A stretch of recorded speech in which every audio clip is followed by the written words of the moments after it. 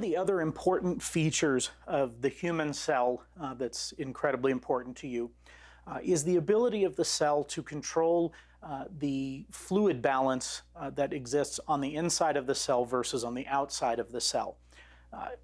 What transports a substance that's sort of floating in water from one side of the cell membrane to the other is that isolation, or the fact that the fluid on the inside and the outside remains balanced, is one of the reasons that cells are able to survive. There are some functions in the body, however, that require that gradient, is what we're calling it. So the gradient meaning the number of particles inside versus the number of particles outside relative to fluid.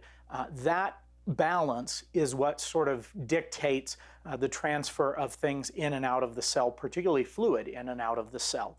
So we're looking at the model on the screen, and we'll do a little bit more to explore that in greater detail.